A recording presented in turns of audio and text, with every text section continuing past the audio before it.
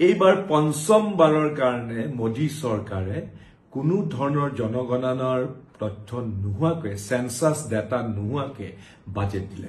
Budget সদায় নিৰ্ধাৰিত পৰিমাণৰ কোৰ পৰা ৰাজহ সংগ্ৰহ হ'ব, কেনেকৈ খৰচ হ'ব, কিমান মানুহৰ জীৱনৰ উত্তৰণত এই বাজেটে ভূমিকা পালন কৰিব, সকলোৰে ৰূপৰেখা থাকে।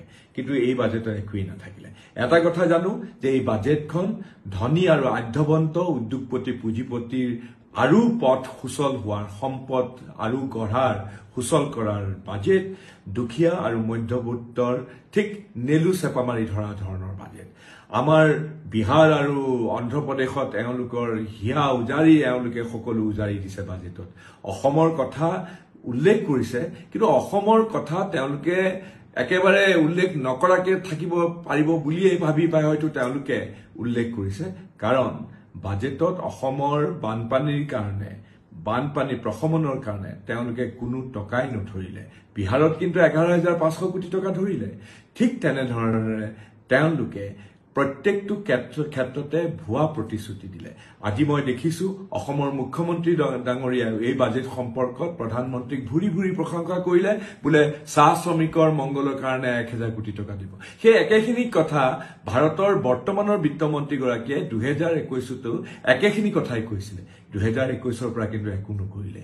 এয়াই হ'ল জুমলা বেচা এওঁলোকৰ কৰ্মকাণ্ড, জুমলা বেচা এওঁলোকৰ বাজেটৰ গূঢ়াৰ্থ।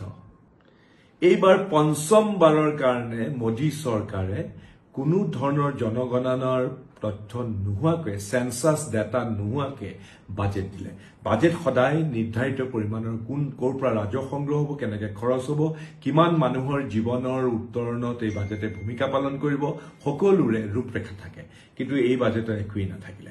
এটা কথা জানো যে এই বাজেটখন ধনী আৰু আঢ্যবন্ত উদ্যোগপতি পুঁজিপতিৰ আৰু পথ সুচল হোৱাৰ, সম্পদ আৰু গঢ়াৰ সুচল কৰাৰ বাজেট, দুখীয়া আৰু মধ্যবিত্তৰ ঠিক নেলু চেপা মাৰি ধৰা ধৰণৰ বাজেট। আমাৰ বিহাৰ আৰু অন্ধ্ৰপ্ৰদেশত এওঁলোকৰ হিয়া উজাৰি এওঁলোকে সকলো উজাৰি দিছে বাজেটত। অসমৰ কথা উল্লেখ কৰিছে, কিন্তু অসমৰ কথা তেওঁলোকে একেবাৰে উল্লেখ নকৰাকে থাকিব পাৰিব বুলিয়ে ভাবি পাই হয়তো তেওঁলোকে উল্লেখ কৰিছে। কাৰণ বাজেটত অসমৰ বানপানীৰ কাৰণে, বানপানী প্ৰশমনৰ কাৰণে তেওঁলোকে কোনো টকাই নধৰিলে। বিহাৰত কিন্তু 11,500 কোটি টকা ধৰিলে। ঠিক তেনেধৰণে তেওঁলোকে প্ৰত্যেকটো ক্ষেত্ৰতে ভুৱা প্ৰতিশ্ৰুতি দিলে।